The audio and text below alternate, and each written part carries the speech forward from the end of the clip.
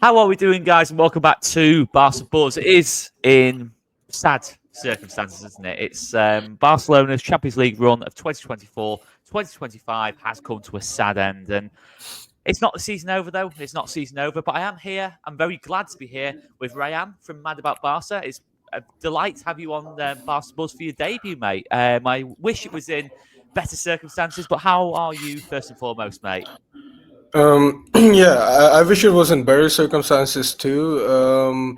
Yeah, I don't know. Just in general, I've been like watching the Champions League semifinal yesterday and watching PSG qualify and watching those Luis Enrique comments. I don't know. It's not the best feeling. Of course, I'm looking forward to Sunday just because. I mean, nothing will help you get over a loss as much as an El Clasico thrashing, hopefully. But yeah, it was. Yeah, I feel like I'm finally ready to talk about the Inter game. It's been a few days. I've been trying to avoid the topic. Just trying to process it. I rewatched the game a couple times just to make sure. I don't know, just to double check, see what went wrong. And unfortunately, yeah, we were outclassed on the night. And but yeah, that certainly doesn't mean that the season is over. And I'm still looking forward to the upcoming games. Yeah, it almost feels like a good. You obviously mentioned the Real Madrid game, and it's good to have such a big game sort of soon after that. I mean, it can work both ways. For me, I think it's a positive thing that we've got such a big game after it because we've got a chance to go on the massive high again. After such a probably the biggest low of the season for us in terms of that defeat. I think it probably was. Obviously we've had lower moments in terms of the defeat to Leganes and obviously Sociedad away earlier in the season. It's been Yeah. other more embarrassing moments as such, but I think that was the low point in terms of that was it. All the work we've done, the fantastic work we've done in the Champions League this season. It's all gone. In 2 minutes before the end of the game, it's 2 minutes of madness, and Yeah. it is what it is. But obviously the other side of it is the players are so down and burnt out. For having to play extra time in that game, not having much options off the bench to use. Maybe Real Madrid might even have an edge going into that game potentially, which it's all hypotheticals, isn't it? I personally think it's more positive than it is negative, but I do have a slight worry. I'll go back to sort of last season when we lost that PSG game. We played Real Madrid sort of a couple of days later. Of course, this Barca team is in a far better place than that Barca team was at any point last season. It has to be said, even if we are probably experiencing our probably lowest moment of the season. So it is what it is. But let's go into the game itself. Obviously, you've mentioned about Inter Milan outclassing us. I would agree with that at times in the game. I think in the first half, especially, Inter Milan, not even so much. It was chance after chance after chance. I just thought Inter Milan looked better drilled than us. I thought we looked Yeah. like what I'd say in England would be a rabbit in the headlights because we just looked totally shocked. We didn't sort of expect Inter Milan to have that kind of intensity, and it was a very different Inter Milan to what we saw at Montjuic in terms of they were a lot more on the front foot. That man-to-man pressing, it was a lot more aggressive, very high risk as well because we did have opportunities despite having quite a poor first half. We did still have opportunities. I think Dani Olmo's had quite a big one, which he's Oh yeah. dragged wide when he should have. He made the wrong decision, in terms of in that situation. And I think Lamine Yamal's had a shot as well, blocks with a hand potentially. Well, it was with a hand, whether it was deliberate or not. And it was a natural position. Let's be honest. Yeah. It's Yeah. I want to start this narrative about the referees, but that's more into the second half and into extra Oh time. yeah. But I don't know. I actually thought in the second half, I thought we were excellent in the second half. I thought had we gone on to win it at 3-2, yes, Inter Milan definitely had the first 45 minutes, but I thought over the balance of the game, over the 180 minutes in Montjuic as well, I think that probably would have been fair us getting through. And don't get me wrong, I think between the two teams, I think it was very tight. I think it was kind of 50-50, but Oh yeah. I think we probably did edge it. And then in extra time, Inter Milan just showed more experience than us. I think Inter Milan sort of got the momentum back in their favour. Of course, they get the late goal as well, just before extra time, which gives them that kind of lift. But yeah, it was. For me, I don't know if you'd agree with this, Ran. More than anything, I think it's just fatigue for us. I think it is fatigue. I think it's Yeah. just start to see, in that pressing as well. And obviously, no Jules Koundé, no Alejandro Balde. We Oh knew yeah. that was always going to be a big, big effect. And I think when you go into a Champions League semi-final, when you've not got your two best fullbacks, you've not got other options in midfield, in terms of Mark Casado, Mark Bernal, whoever you want to throw in there. not a lot of midfield depth. And of course, all season we've not had a lot of depth behind Yamal and Rafinha in terms of if either Oh yeah, zero gets depth injured. almost. Yeah. So all season we've kind of been running on kind of like sort of 13 or 14 players really. And obviously Lewandowski not fully fit. And I'm not trying to make excuses, but I think it's more of a reason rather than an excuse. I think when you go into a Champions League semi-final and you've got 3 or 4 key players missing, I think for any team, it's going to have an effect. Would you agree? Actually, yeah, I would like obviously just in general, like you look at extra time, Fratesi scored the goal, right? What was he? Substitute, right? Yeah. So I mean, naturally, you see the effects of fatigue, especially in extra time. I feel like we were particularly yeah, our players were just burned out. You look at that shot from Yamal, you can see like when he falls down after that Donnarumma save, you can see that okay, the boy is just had enough, man. He's been playing what 120 minutes last week, 90 minutes against Inter. Then, of course, due to Danny Rodriguez's injury, he played on the weekend. So, just in general, I mean, fatigue does play a huge part, but also I think it comes down to game management from Inter. And this is what I was saying before the game. Inter, after Man City, they have the slowest build-up in Europe. Yeah. In Europe's top 5 leagues, so Inter really like to play in waves, and what I find shocking is that in what almost 210 minutes of play, we were leading the tie for only like 10 minutes tops, right? And I think that just comes down to Inter's game management. Every single time, first leg starts off, Inter they go into it with a wave of pressure. They score a couple goals. They sit back, and yeah, like obviously we're a good team, right? We come back, we score the 2 goals, and yeah, Inter sit back, absorb the pressure, and then once again another wave, score again and again. And I think that's exactly more or less how Inzaghi wanted it, right? They were like, oh, we scored two quick goals, we let them tire themselves out, and then when we need to, we create a few more waves of pressure. We attack a little bit more, and we get the third goal. Of course, I think that this approach comes down to luck a little bit too.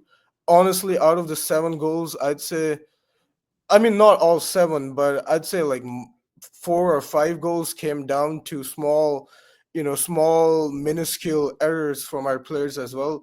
I mean, it was obviously unlucky for sure. There's a few calls that I said probably 50-50 calls that went their way. Like for example, with the penalty, even What did though you think of the penalty? Yeah, if in you honest heart of hearts, do you think it was a penalty? I think he's looking for contact, Well, but that's the thing. I was just about to say the same thing. I mean, it's one of those where Kubasi puts the tackle in. Okay, he's all the way going to win the ball. Lautaro's not going to get away. Kubasi's timed the tackle so well. yeah. He's got his leg across. There's no way Lautaro Martinez, if he tries to play the ball, is going to get through. And I just think that, and I think you're probably, from what you've just said then, you're probably going to agree with this. I think Lautaro just sees an opportunity to kind of move his foot in a really unnatural kind of position. It's all split second stuff, this, but it's clever sense forward play, I have It's to say, from clever, yeah. Lautaro. Credit to him. But I think Arsene Wenger said, in the commentary Yeah. at half time that you don't want to see penalties given for this. And I'm starting to kind of agree with this. I'm kind of thinking, well, what else could Kubasi do if Lautaro moves his foot in an unnatural position? What else can he do? Is he not allowed to tackle now in case the forward decides that, oh, I've got an opportunity to win a penalty here? I don't know. Would you agree with that? I just think it's quite harsh on Kubasi. I mean, what else is he supposed to do in this situation? Don't get me wrong. He touches Lautaro first, and by the letter of the law, it's a penalty. But I just Yeah. think, should we be giving penalties for that? Is it a question of the laws more than anything, rather than the referee? No, honestly, I agree. I agree with the sense that Lautaro was looking for contact, but like let's for a second, let's forget the context of the game, and you tell me, Champions League semifinal, second leg, this happens against Barcelona. Would you agree that like would you not want it to be called a penalty? Like, I mean, of course you would, but just in general, if you remove the bias, I think that at the end of the day, I do understand why the referee did give it, Of course, of just course. because, yeah. So at the end of the day, yeah, I think it's very close. I think that Lautaro made more out of it than he should have. But Yeah, I I will mean, say, I will say it's fair. I think Honestly, it is fair. yeah. Listen, in the letter of the law, it's definitely a penalty. There's no question about that. I just question that, maybe looking at maybe in the future, could we be, obviously the football rules are changing all the time. And just look with Oh that yeah. one and think, when the foot's in such a random kind of movement at the last minute from Lautaro, he does move to the last minute. I just kind of think it's a penalty because he's initiated the contact. It's clever centre forward play. Full credit to Lautaro. I'm not actually even criticising Lautaro as such. I think it's very clever centre forward Oh play. And yeah. I would want Lewandowski doing that. Don't get me wrong. I want Lamine Yamal Oh. doing that in the box. I want Rafinha doing that in the box. And when they do that similar things to that, we praise them. I just think when you see things like that, you think, it's a shame because it's such a well timed tackle and it's just one of those things. But if we move on to then, okay, some of the other moments in the game, of course, the build up to the 3-3. Did you think that was a foul on Gerard On Gerard Martin? Martin. Hmm. Initially, I didn't think so, but I was the same. I uh, was the same. yeah, like initially I was like, oh, and I think it's down to the camera angles. Like that's what's confusing me. You show one angle, and from there it does kind of look like okay, Martin falls, makes more of that, but I mean there was contact. He did touch him with his foot, didn't he? Like as we saw in the replay, and yeah, I think that should have been a foul. Like I'm not making excuses. I think the defending on that was Oh, terrible. yeah. Yeah. But when I look back at it, Martin was in control of the ball, and then there's the foul. He falls down, thinking he should get a foul, and then he doesn't. And at the end of the day, I do think that's bad refereeing. Just because, like, I mean, you show him, you take him to the monitor, you show him what one angle, which is a biased angle, right? You can't really see, but like if you actually look at it, it was a foul and it doesn't make sense. Like, why would Martin just randomly fall down when he's in control of the ball? Like, unless he makes that foul, he doesn't get the ball, right? So in that sense, that is the refereeing call that I'm upset about, honestly. But Yeah, once I'm the again, same. it's close. I don't want to blame the referee for this game because I think the refereeing over the 180 minutes was more or less solid, but in that particular instance, I think it should have gone our way. I mean, we saw the post game reactions, and a lot of professionals felt that way too, right? So, but then again, if we're talking about the same goal, okay, Martin falls down. It's a controversial referee decision. You try and explain to me what Araujo is doing in that whole situation. A Cherby, center back, you're trying to defend the cross off of him, yet somehow you're behind him. That's to me, that's what I don't understand. A Cherby there, he walks in, Araujo's behind him. Not once does Araujo try and get in front of him. Oh, I put my shoe in, I block it. No, he's behind him. And to me, I don't understand why. What does he expect him to flick it back or something, or play it off to another defender? Possibly. Like it's a very confusing situation, and of course, it all happens in split seconds. But just by instinct, how are you letting a center back while it's 3-3, Champions League semifinal?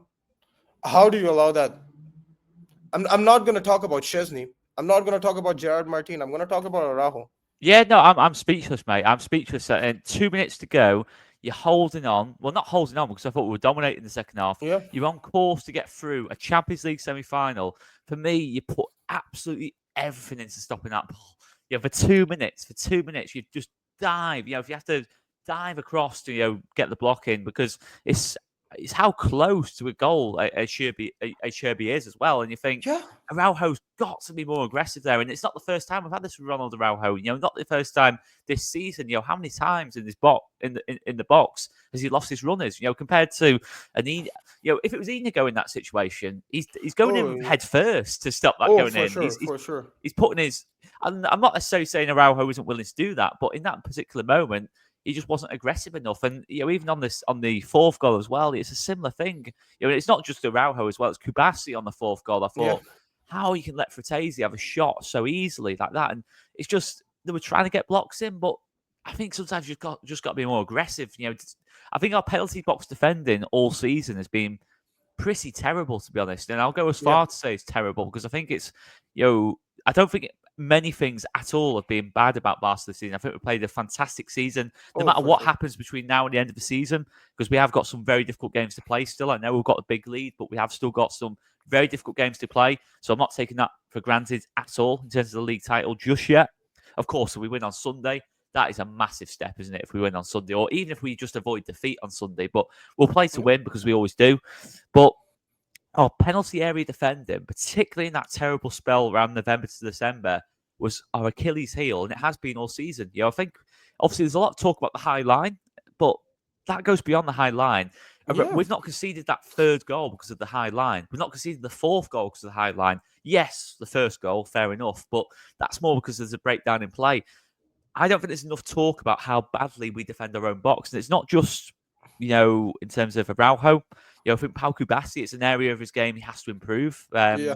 And it might get me a little bit of stick this in terms of saying there's areas to improve, but we have to be careful with certain players and say they still have areas to improve. Pau Kubasi still in that area of his game still needs to improve. I think he's absolutely outstanding, by the way, Pau Kubasi. Yeah. And Yeah. Of I will not course. have a bad word said about him in terms of his talent level. There's no question about that. But that is probably a weak side of his game. The aerial duels and being aggressive in the box. In those scenarios. Dominant. Yeah, It's about being dominant in the box. That's the it's only first really thing Inigo about. who does Yeah. it for me. We're looking at it, and I just don't think. And even Inigo, in terms of he's not exactly Virgil van Dijk in terms of heights kind of thing, so we can still be beaten in the air kind of thing. So Yeah. I think it's a massive area to improve. And if you look at it on paper, Ronaldo Araujo, in terms of his height, strength, speed, physicality, he should be our best player in that regard. So it's so disappointing to concede a goal in that scenario. And yeah, and this is not me criticizing Araujo too. Like I'm actually one of those people. Especially this season, like I've been giving Araujo credit where it's due. I still think Araujo is a fantastic player, but the problem that I have with him is like kind of similar to Usman Dembele's time at Barca. I feel like he reached a certain level, he reached a ceiling, but he never broke it. And it's the same with Araujo. Like Araujo was probably on the same level 2 years ago, right? Yeah, He, I'd go he, even he, further. I'd say three, maybe 3 and a bit years ago, potentially. yeah, he's just I feel like he started hitting heights under Koeman, under Xavi. He was very important and he was excellent. And yeah, and I do still think he's an excellent player. But based on the PSG game last season, based on this type, based on other instances as well, of course, we don't generalize based off of 2 games. But I don't know. I feel like he's just lacking that little bit of instinct Yeah, I totally because agree. I totally it, agree. it's silly mistakes. Even with Barcola last season, just let him shoot, man. Just let him shoot. Barcola had like 2 or 3 opportunities to score yesterday, 1v1 versus the goalkeeper. Didn't score. You know what I mean? Yeah, exactly. Uh, If the worst case scenario happens, he scores. Barca are still ahead in the game. They're at home. They're at Montjuic. Listen, I know it's in split seconds. I know, with these yeah, things, you don't get that time to think, oh, we're still at home. Oh, it's still 2-1 if he scored. Oh, sorry, not 2-1. It'd been 4-3 had he scored at that moment on yeah, aggregate. But I don't know. I just feel like a cuter defender in terms of having that kind of like instinct, say a Van Dijk, for example, or a player of that kind of quality, in terms yeah, of just having that instinct to almost let them shoot. I always remember Van Dijk. I don't know if you remember this moment. It was against when Liverpool played Tottenham, when Pochettino was at Tottenham. Son went through on goal very, very late in the game. It was a 2v1 against Van Dijk kind of thing. I think it was Son and God, I can't remember who the player was now. It was a Musa Sissoko, I think it was, uh, went through on goal, 2v1. Van Dijk let Sissoko shoot so he couldn't pass to Son. And Sissoko blasted it over the bar. And it's just that split second instinct and experience almost, because we have to remember Ronald Araujo is still young, but you can't keep making these mistakes. Next season is a big season for Ronald Araujo. Next season is a big season for people like Danny Olmo as well, because in terms of these yeah, inconsistencies, yes, both have shown Yeah, and that's not just Dani Olmo. You can extend it to a lot of different players. Frankie de Jong as well, perhaps. You know, Yeah. they've had fantastic moments. There's no doubt about it. They've probably had a lot more fantastic moments than they have bad moments. I'm not going to question that for 1 minute. But those bad moments and the decisive moments is where trophies are won and trophies are lost. And just to go back to the refereeing as well, it is the tight margins in terms of, yes, we can talk about over 180 minutes. Yeah, we can't just put it down to one mistake, but ultimately in the Champions League you can. And you can put it down to the refereeing decision as well. The two big refereeing decisions. Yes, I agree on the penalty, but I'm the same as you. I think it should have been a foul for the first goal to make it Yeah. 3-3. And those moments can decide games. And this particular one, it did decide. And, of course, it might seem that we're being defensive, but of course, we could have done better ourselves. However, you need those moments sometimes. All teams that win the Champions League need moments of luck. There's no doubt about Oh, that. for sure. And yeah, like I do agree in the sense that, but for the first time in years, I'm coming out of a Champions League elimination, and I'm thinking, like every single year, it's like, oh, he did this, oh, this happened, oh, Langley was better. This is the first time I'm coming out of a Champions League elimination in years, and I'm thinking, well, I don't think we could have done much else to stop that. Like, I don't doubt for a second that each and every player, like, at least if they didn't give 100% of their abilities, they gave 100% of their heart. I mean, look at Gerard Martin, man. Yeah. Like, Second t- t- t- half, I thought he had a terrible first. Well, not terrible. He had a pretty bad first half where yeah, things were happening on this side. But second half, I mean, unbelievable in the second half. 2 assists, 2 assists, and yeah, he played his heart out. Eric Garcia, like, if you told me a year ago that Eric Garcia would not only be starting out of position in a Champions League semifinal, but actually holding his own, scoring a goal, and having a pretty decent game, like, I'd be like, oh, are we talking about the same Eric Garcia? But that's just in general. I think that's what Flick's changed. That's what Flick's changed. Like, it's the same squad. Xavi had the same squad, and nothing against Xavi. I love Xavi with all my heart. He's probably my favorite or second favorite player of all time. I mean, I grew up watching Xavi. I absolutely love him, but you gotta admit, this is the same squad, but this is not the same team. We go 2-0 down first half last year. It's over. It's done. We went 2-0 down at halftime, and I had no doubts that we were gonna come back in the game. And that's the mentality, and that's the spirit that Flick has added into this team. And you see it with players like Eric Garcia and Gerard Martin, who are I mean I mean, they've had great games. I don't want to come out and criticize them, No, it's but very true. yeah, Because if you told me that Barca at any point this season, never mind even last season, would be that competitive in a game without Alejandro Balde and Jules Koundé on the pitch, I'd have been absolutely amazed. And listen, we did concede goals. I won't doubt that for 1 minute. We conceded 7 over 180 minutes. Not sorry, 7 over 210 minutes, which isn't good. Yeah, we can't. There's no getting around that. But yeah, I genuinely believe we'd have won the tie. Maybe not comfortably, but we'd have won the tie if Jules Koundé and Balde would have been fit in Milan. I I do. I do 100% agree. believe that. And yes, you can maybe say that we shouldn't be that reliant on individuals. But listen, we're not the only team that's reliant on individuals. Manchester City are having the worst Rodri, season in a yeah, long time without Rodri. That's one player. And we're talking about 2 players here. We're talking about potentially Mark Berdal. We're talking about potentially Mark Casado in a game like that. Robert Lewandowski not being fit to yeah. start. There's a lot of things, all the things that could have gone against us in the tie. Refereeing decisions, some brilliant Inter Milan finishing. Jan Sommer's made some unbelievable saves.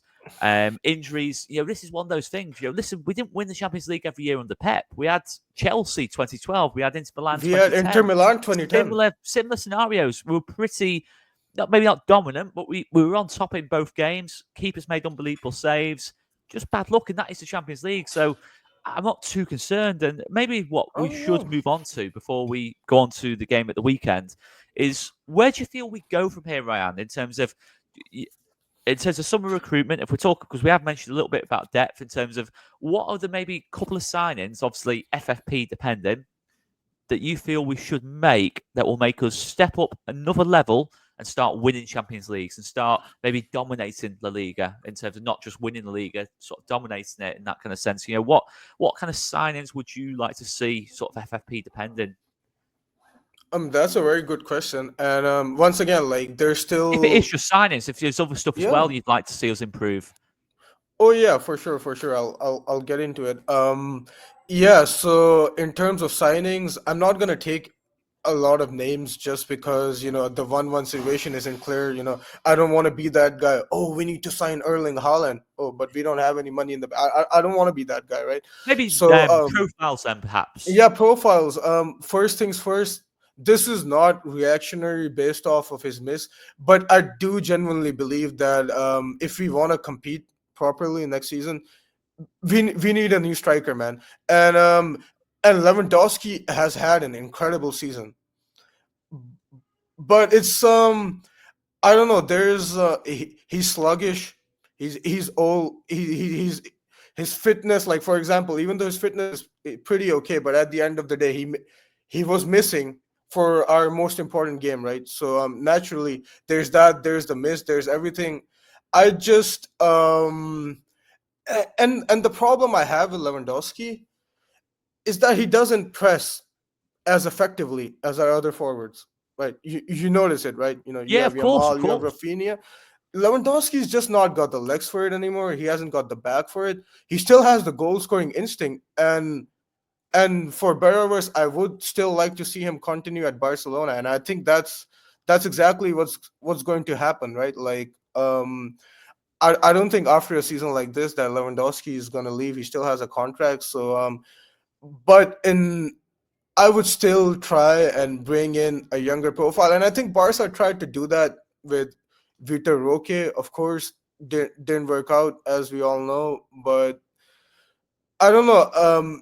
Maybe go for a developmental project. Maybe more of a finished product. I don't know. Like I said, I'm not gonna take any names. There's of course there's players on the market, like for example, Gyökeres, right? But and I'm not gonna get into if he's the right fit for Flick system or not. But just in general, there are options out there, and that's one of the things I would target. But other than that, fullback depth, absolutely. I mean, we've seen it.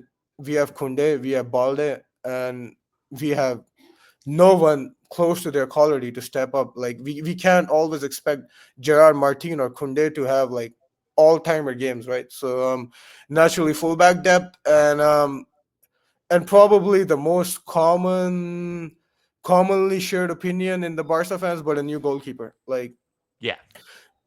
for sure, like I don't think there's any disputing that. Nothing against Chesney. I love Chesney, but dude, like in big games like this, you can see the importance of the goalkeepers. Donnarumma yesterday, he made a couple of saves. There was one save in particular. I mean, I forgot who shot it, but it was around the 21st minute. I think I was watching the highlights in the morning. Yeah, and keepers win games. If he Yeah. doesn't make that save, Arsenal score, and it's a bit more problematic for PSG. Same thing, Lamine Yamal. I don't think he could have put anything more on that last shot, right? The one that was curling into the top corner. It's an Jan unbelievable Sommer save. saves it. I could not believe my eyes. I could not. I mean, it's like, and the thing is, it's such a hard save just because, like, if it hits your hand at a certain angle, it's still gonna go Of course, the into the power goal on too. it. I actually thought at first, I thought Lamida put it wide because I thought there's no way the keeper can stop a shot like that. I Exactly. was that, and then when I actually realised, why have we got a corner? And then the replay came up, and it was like, oh my words, oh those are the saves that Barca have lacked in goal for a long, long time. And you look at the goalkeeping situation, and you think you compare it to the other clubs. Barca are a long way behind in that department, and have been for a long time, really. Uh, uh, Teshagan was a great goalkeeper for this club, yeah, but absolutely. what the emphasis on was because he wouldn't get anywhere near a starter. If Barcelona put Teshagan for sale tomorrow, for example, there is not one elite European club who would go for Ter Stegen. Maybe as backup, but certainly not as number one. And that should tell you a Yeah. lot. I think in every other position, in every other position, if you put Jules Koundé on the market, you put Balde on Oh, the market, you'd have a queue of about you'd have 100, a bidding 200 war. Yeah. clubs. Ter Stegen, that's the one position where Barca wouldn't have any interest really. And it's not. I'm not trying to dig out Ter Stegen here, but it's just the truth. It's a reality. We keep missing out in these kind of competitions because our goalkeeper doesn't make the saves. Look at PSG last season. We conceded 6 goals over the tie. We shouldn't have conceded 6 goals over the tie. Yeah. Your keeper should make maybe one or two saves, that saves you from conceding, and we don't have enough of that. Yeah, and then of course, since we're eternally linked with Real Madrid, just because, like, you know what I mean, every single weekend, I look in our goal, we're conceding, like, for example, last weekend, Ter Stegen, like, it was unlucky because of the deflection, but Ter Stegen concedes a goal I would not like to see my team concede, right? And then you look over in the capital and you have Courtois making these absolutely inhuman super saves. And I'm thinking, like, man, we need that. And it's like I said, it's nothing against Ter Stegen. If anything, 2015 Champions League semifinal, Bayern Munich, Yep. that save against Lewandowski with the hand, right? Crazy, crazy save.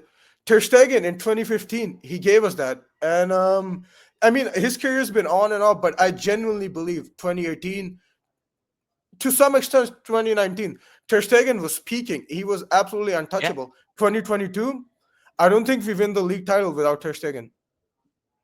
Just because all the 1-0 wins, Yeah, that's we very had true. the Yeah, yeah. backline. Credit where it's due. He's our club captain. He's our long, like, at this moment, Ter Stegen's our longest serving player, right? So absolutely nothing against him. I think he's an excellent goalkeeper. I mean, I'm thankful for everything he's put into the club, but I'm sorry, but it's time to go, man. Like, I like, if we go into next season with Chesney and Ter Stegen as goalkeepers, I think that's a mistake, and I think at some point or another, I think it's going to cost us. I think we're on the back foot straight away, to be honest. I really do. I think Yeah. we're on the back foot in terms of maintaining what we've done this season. I do believe that because, yeah, I just think it's such an important one. And I totally agree with the positions you've listed there, mate, in terms of certainly fullback and goalkeeper. I would maybe go, I think in terms of striker, listen, Lewandowski will be 37 in August. That is definitely a area of concern, and at some point his form will drop off. It's natural that he's played so much No, of football course. over the last sort of 15 years or so. He will have a drop off at some point. It's inevitable. It's happened to every great player. Even as much as I hate to admit it, Leo Messi at times, Oh yeah. had that drop off. When he was at PSG. It's natural, and you've got to obviously anticipate that. I think in the past with say Suarez, we kind of waited for him to have that drop off. Still stuck with Suarez while he was having that drop off and sort of let him go too late almost when we should have maybe opened that position up for Yeah. a younger striker, and potentially it's the same with Lewandowski. I don't think we're quite at that point yet, but who knows where Lewandowski will be at in this time next year. It's very difficult to predict when he's at his age, but one thing I would say in our scenario in terms of FFP, I think I've seen enough from Varane in terms of when he's played up top to Oh, say that absolutely, absolutely. we can kind of balance the minutes out between Varane and Lewandowski and potentially even Dani Olmo because he's had some really good performances at false nine, even though Hansi seems a little bit reluctant to do it, but it is another option. And I just Yeah. think if we can get our financial situation sorted out, I would be tempted. My idea would be, and listen, the practicalities of this totally depends on if the player stays at his current club or not. I would potentially wait until 2026 when we have the income from the new stadium in terms of hospitality, in terms of commercial income from the new stadium and extra seats and all these different bits and pieces we'll get from moving into I shouldn't say new stadium when we move back into Camp Now. That is the benefits we'll see from that, and potentially does Alexander Isak come available at that point potentially? Is that more doable? And I would happily wait a year and just stick with Lewandowski, Varane, Dani Olmo, potentially even Rafinha, because with the way Rafinha plays, he could maybe even drift into that role from time to time as well. Yeah. I would happily wait a year because I don't think we're going to have even a slightest of chances of getting Isak this summer with the prices that have been quoted in Oh, terms of. absolutely not. Yeah. And if you think about it as well, Isak, another year into his contract, probably might see a slight drop in value because he is, getting a little bit closer to, his contract expiring by another year, and that is another factor. So I would be tempted. I do think we need to have a reinforcement in the forward areas because you can't just ask Lamine, Lever, and Rafinha to play every single minute of every single game and not expect trouble. So I would Yeah. say the one positions we don't have any depth for at all outfield is out wide for Lamine and Rafa. And I would Oh, be yeah. tempted That's to a huge. say we need to bring in a winger, first and foremost, as depth for Lamine and Rafa, potentially even as a real genuine challenger to Lamine and Rafa as well, if they're good enough. Honestly, no. And it also stops Lamine playing a crazy amount of minutes because we have to remember he's 17. The amount of minutes he's played already, the fact he's played 100 games for Barca, as much as it is unbelievable in terms of an achievement from Lamine personally, I don't know if it's a great thing from a club point of view that we're this reliant on a 17-year-old already. And I just think I would hate us to burn out Lamine so early. That is the only thing that worries me at this point. I don't think it's something in the short term that's a concern. Probably not even next season, but I just think in longer term, when you've got, for me, by far the biggest talent in the world, by Oh, far absolutely, absolutely. a true generational talent, and I don't like use that word lightly. He is a true generational talent. You've got to look after the generational talent. Even Messi, it took until he was 21 to become a regular starter. So I'm not necessarily saying give Lamine a bench role next season, but I do think we need to rest him a lot more. And I think bringing in another winger, a similar profile as well, a 1v1 winger who can sort of carry the team forward and beat his fullback and make things happen, from a creative point of view. Because I love Rafinha. Rafinha's on the back of my shirt. But that maybe isn't Rafinha's strength in terms of carrying, an attack in that kind of way, in terms of being able to dribble in the same way Lamine does. And does Oh, that open up potentially, that name, Nico Williams, again, possibly this summer? Because Bilbao have kind of had a drop off this season in terms of the way it's finished. It looked like it was going to be a magical season for him, but now it probably isn't going to be. Does that become an option again? Because I think Nico's been in amazing form. Does a Leal become an option with how bad Milan have been this season? That is probably an area I'd look at and say, if we're going to invest a lot of money, I think it's worth investing the money heavily on a winger rather than a striker for this summer. Next summer, I definitely agree.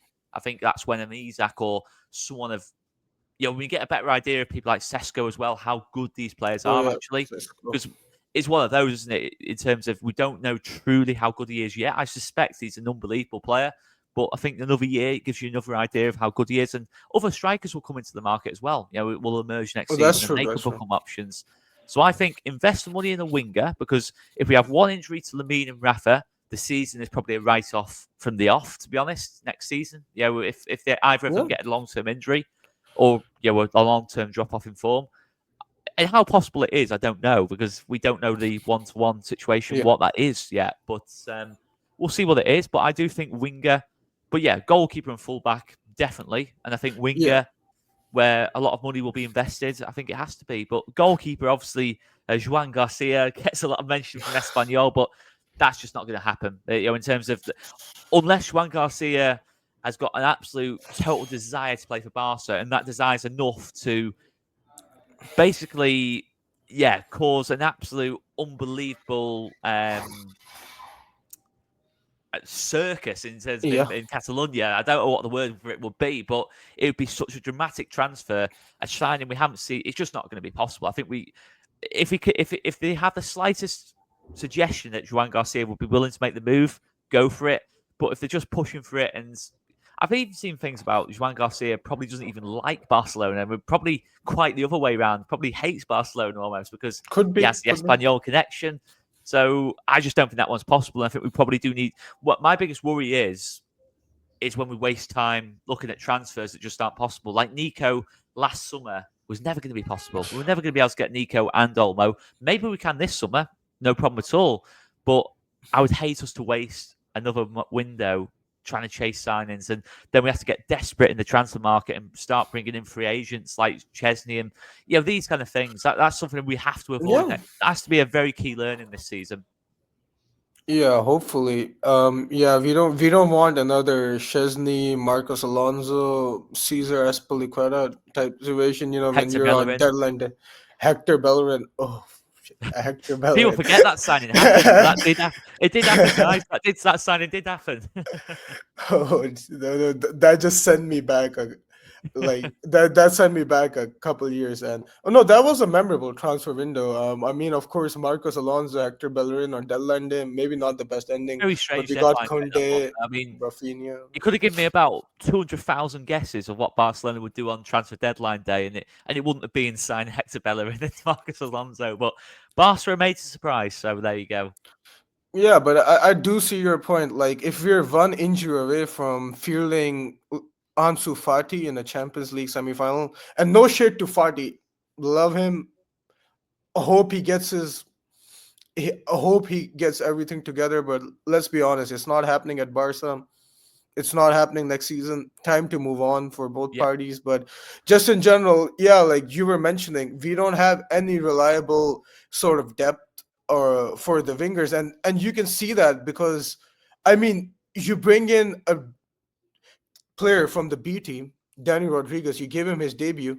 He gets injured, unfortunately, and it is unfortunate. I do really like Danny as a player, but and you have to sub on Lamine Jamal again. Like, imagine if he hadn't played those minutes, I bet he'd have a little more gas in the tank for Inter Milan, right?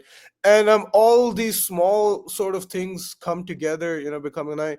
And yeah, and just right before we move on to the weekend, I just wanted to bring up another underrated aspect that I don't think enough people are talking about: the fact that the second leg was away from home, and I think that did have an impact just in extra because time, definitely.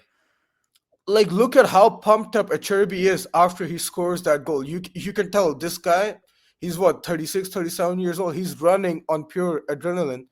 And I see myself thinking, I'm like, oh, does something similar happen in the Camp Montjuic? And it's very possible. But it's like we mentioned, it's the Champions League semifinal. There's little bits of luck, there's little factors. There's the fact that, oh, Lautaro Martinez made a miraculous recovery. He scored whatever, right? So there's these small factors that came around, and I don't know. And just to conclude it all, what I think is we played an excellent game. We walk out of there with our heads held high. I really liked how the team responded. Yesterday, Flick gave the team a day off. Some players still showed up to training, right? So the attitude, the response, obviously we will see how it impacts us heading into El Clasico. Just because the last time, like in 2019, we got knocked out of the Champions League semifinal, we were okay. We were not this good. Let's be honest. It No, was no, Valverde's time. It was Messi being Messi, but at the same time, you come off that, and the mental impact is so strong that you lose a Copa del Rey final to Valencia, right? I'm hopefully this doesn't happen to this group of players, and I doubt it, just because of the reactions. The post Lamine's Instagram post was particularly moving, where he said, "Oh, I will fulfill my promise and bring it back to Barcelona." And I think the reactions, everything, has been amazing. And I mean, obviously, I don't think we're gonna get over this one for a while, but certainly destroying Real Madrid on the weekend, scoring a cheeky 4 or 5 goals, putting up the hand gesture, something. I don't know. I guess it would help me get over it a little more. And yeah, it's up to Flick and his boys now. I think any sort of win against Real Madrid, I think honestly, Oh yeah, if you offer me any sort of win or just don't give them any kind of opportunity to close in on the league, because obviously we've still got very difficult games to play. Espanyol away from home is never easy, no matter how much they struggle. Juan Garcia, the way he's shot stopping this season, you could easily see him having a game where he makes 10, 11, 12 saves and somehow keeps Espanyol in the game and something crazy happens. That does sometimes happen. Obviously, via Real as well, pushing for the Champions League. Yes, it's at home. These are games we should win. Don't get me wrong, but the difficult games, Athletic Club away on the last game of the Athletic Club season. away. So That you've is got to make that is a sure, tough one. at the very absolute minimum, we walk away on Sunday with a 4-point lead. At the absolute minimum, that is, in terms of Yeah. because if it gets down to 1 point, it's going to get very nervy that last 3 games. And obviously, the emotional effect of losing the game against Inter Milan. And then, of course, if we lost on Sunday, it would be huge. But I do agree with you, mate. I think we will bounce back. I think this team has done it all season. I think Flick has got the ability to make us bounce back. He has done it all season. And tactically, you can't have too many criticisms. If Balde's back as well, that's even better. Obviously, Jules Koundé probably won't be back, but at least we'll have one of the best fullbacks in the world playing in the team. That will give us a massive lift. Obviously, Inigo, it depends on his injury situation, if he's fit or not. Hopefully he's fit. But all in all, we'll hopefully have options there. Lewandowski might be able to start the game, or maybe Ferran will start the game. Whoever it is, there's options there. So hopefully it'll be a better one on Sunday. But yeah, I mean, you look at the game, obviously, we talk about the game itself. Obviously, Real Madrid, we know what they're going to do. We know they probably are going to sit deep, and it's going to be a case of trying to find Mbappe, Vinicius on the counter attack. We know what to expect from Real Madrid, and those two players, and if you add in Jude Bellingham, if you add in Federico Valverde, if you add in Rodrigo, let's not make any mistake about it. Real Madrid have got players that can still cause us problems, and the Super Copa, the Copa del Rey final, was very tight. The Super Copa they did final cause us not problems. tight. So you never really know what you're going to get from Real Madrid. But I think we've got the quality to win the game. I really do believe that. But I think it's going to be a tight one. I do believe that. And also, it's Ancelotti. It could be Ancelotti's last game. So, you know what if I he mean? lost the game, very possibly, yeah. Yeah, if he loses, it might be like, I'm not sure what Madrid's plans are heading into the Club World Cup, but just in general, like I think Ancelotti, especially if they lose El Clasico, he probably doesn't make it to the end of the La Liga season. Even if he does, like he's probably not making it to the Club World Cup.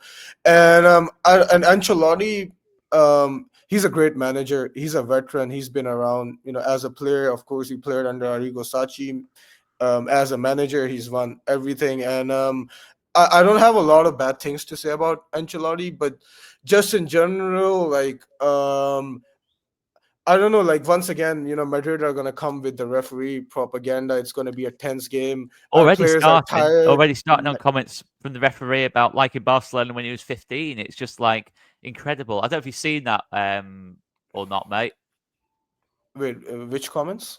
So they brought back an interview from when the referee was 15 years old, asking about his favourite club and his favourite player. And I think he said Barcelona and Michael Laudrup. I think he said this is when the referee was 15 years old. So, I mean, didn't say he supported Barcelona. He just said his favourite team was Barcelona. So, we know what Real Madrid are like. We know they will push for the. I mean, the Copa del Rey final, it massively, massively, It massively was a went over the shame. line. It was ridiculous. It was a shame. And it actually, in some ways, spoiled the game because the referee was under that much pressure. We saw some crazy decisions go against us. I mean, 3-4 penalty appeals, probably clear penalties. Obviously, this allows one before extra time even became a thing. I'm expecting quite a lot of the same because that is what happens when you play Real Madrid. That is the reality. Yeah, and honestly, using propaganda, pressuring the referees. Yeah, I think honestly, as a football fan, I think it's a shame, and I'm not trying to throw any shade on Real Madrid. Like despite everything, I mean they're a great team. They always have been a great team, right? But to stoop this low, and to use your club's official channel RMTV to do all this. And yeah, Madrid more or less do get their way. They do. Like if instead of Antonio Rudiger, Robert Lewandowski threw a bottle or the ice pack Mhm. at the referee, I don't think he was making it till the end of the season. You know what I mean? And I mean, of course, like I say it in a hyperbolic way, like oh whatever, but like just in general, when you think about it, and this is an incident that I keep bringing up. 2022, Robert Lewandowski touches his Yeah, nose, yeah. 3-game ban. I remember title race. We're what 1 point ahead, and that was with Rafinha's goal against Athletic Club. I remember we're what 1 or 2 points ahead. Our striker, our best player at the time, he gets suspended. He missed the Atletico game in particular, which was, of course, the biggest game we won 1-0, right? But it was just to And think then how Mbappe crazy. puts that tackle in a couple of weeks ago against Getafe, and he gets, was it one game he got or two? One game, I think it One was. game, Yeah. yeah. How? How? And then when you think about it, and I'm not even going to talk about bad tackles. You have Fili Valverde attacking Baena, punching him. Yeah, yeah, all them years ago. Yeah, And then Madrid have the nerve. They come out of the weekend. They come out of the Copa del Rey game where I think like if we didn't win, there would be an outrage because the refereeing was absolutely terrible. They come out of that game convinced that the referee robbed them. Like I'm sorry, but I don't know. It's like it's like Lamine said. They can score however much they want this season. They just can't beat us. And hopefully the team comes together for this. We have what 4 games left. Give it their all, and yeah, hopefully like winning La Liga is important. It's I feel like it's important for our goals next season because just in general like and this is something that I don't really didn't really want to bring up, but just like this season our players have been absurdly good. And you know what I'm worried about? I'm worried about how next season maybe our players don't hit the same form. Maybe Lewandowski is not scoring as many goals. Maybe Rafinha is not scoring as many goals. Like we did see, like Rafinha's form has gone up and down a little bit this season. There's been times where he's been less clinical. Even against Madrid, he missed 2 chances that I think on a good day he would put away. Lamine, he's 17. He's extraordinary. He's excellent. But and even though like out of all 3 of those forwards, he's the least likeliest to have a fall off, in my opinion. But just in general, like we've had no, so many. it's totally fair. Yeah. And It's what if going into next season we don't have that same luxury? And that's why I think the club takes this as a positive step forward. Incredible season, completely brought us from here to here. Let's be honest, like Barcelona for the first time in years was a team that Europe feared. No one wanted to face us. Luis Enrique said yesterday that I didn't want to face Barcelona in the final. That's absolutely fair. The club listens to this. Laporta, everyone, take pride in your work. We've had an extraordinary season. And more or less, it was the call from the directors that got us here. Like, rehiring Xavi, sacking Xavi, putting Flick in. That's what made the difference. But don't get too comfortable. Uh, don't be like Real Madrid. Don't think, oh, we got the job done last season, so we can expect things to go exactly the same this season. Because no, next season, unless like hopefully our players will still have great seasons, but just in general, you don't get too comfortable. You look at next season and you strengthen the team. You give the flick the keys, and you let him do what he wants. That's what I. exactly that. The market's going to be so key because, as you've said, Inigo will be, 35, 36. Lewandowski will be, 37-ish. So it's obviously a concern from that point of view, and it is something obviously to address. And I'm sure we will make signings. I mean, we can't possibly have as bad a transfer window as we have the last 2 years. I genuinely don't believe that. In terms of we haven't done enough in the last 2 transfer windows, and the signings we have made maybe haven't fully worked. So it'll be interesting. But I think we should just finish off with a score prediction for Barcelona versus Real Madrid, and then we'll Uh, sign off. But I'm going to go. Can I go first? If that's okay. yeah, absolutely, 'Cause I absolutely. might. I feel like I'm going to be a little bit more pessimistic than yourself, but I'm going to go. I say pessimistic. I think we'll win the game. But I'm going to go. I'm tempted to say 2-1, but I think we score too many goals and concede too many goals for it to finish 2-1. So I'm going to go another 3-2. Ooh, I mean, it's good. interesting. I mean, it's going to be a horrible game to watch in terms of jeopardy, but I think it'll be a great game at the same time, if that makes sense. So 3-2 Uh, Barca. Call me an optimist. I don't know. I Like know where maybe you're this going. is I know where you're going wishful with this. thinking.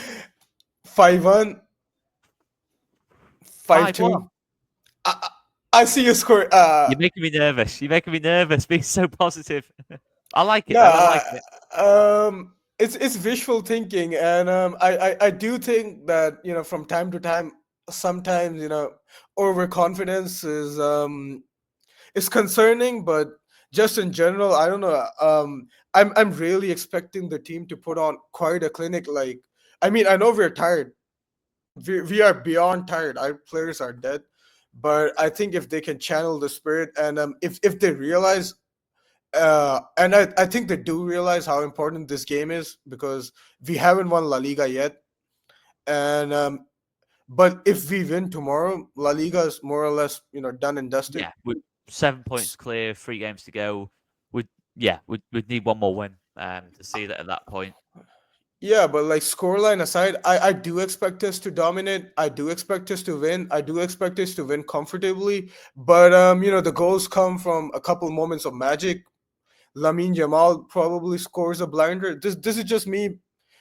This is just me describing my dream scenario. I don't know, but Lamine I like Yamal it though. I scores a like it. blinder or two.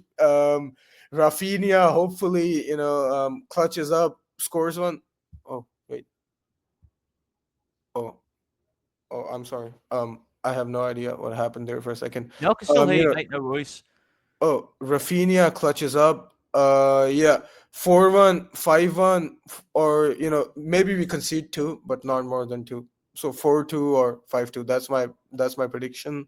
Okay, And I'll take that. I'd take that all day long, mate. I'd take that all day long. Well, everyone who's watched, thank you very much for watching, guys. I hope you've enjoyed the video. Please hit that like button and please hit that subscribe button as well, because there'll be plenty of Barcelona buzz content coming up. Barca buzz content. Follow us on Twitter as well if you haven't done already. Instagram, all the socials, and yeah, let us know your thoughts in the comments on the scoreline on Sunday. Where you think we went wrong in the semi-final, and potential plans moving forward, so that nights like Inter Milan become nights where Barcelona go through and Barcelona make the difference rather than Inter Milan making the difference. So let us know what your thoughts on that, guys. Big thanks to Ryan as well from Mad About Barca. He will be making many, many, many more appearances on Barca Buzz, and I can't wait for hopefully, that. yeah. It's been a great debut discussion. It's sad it's been in such sad circumstances, but this is Barca. We'll hopefully bounce back on Sunday, and it'll be a much happier discussion on Sunday. We'll be discussing Uh, why Ryan was absolutely spot on with his prediction that Barca will score five absolutely, past Real absolutely. Madrid. I really hope so. I really hope so. Yeah, Big and thank just to you, guys. finish it up. Oh, I'm sorry. I'm sorry. No worries, mate. Uh, oh no, I just wanted to to everyone listening, everyone watching. I know some of you might be newer fans, some of you might be the OGs, whatever. But one thing, I've been following this club for years, decade, like it's been like over a decade, much over a decade, right? And one thing I will say is that you Barca will always bounce back, and I know it feels terrible right now, the Inter Milan game. Obviously, it feels like the worst feeling in the world. But if there's anything I know, is that is and especially this season, I still think that the boys will make us proud, especially on the weekend going into next season. And yeah, we are Barca. We never die. Yeah. Yes, I love that. That is a sensational ending. Remember that. Remember that, guys. Big thank you. Thank you, guys.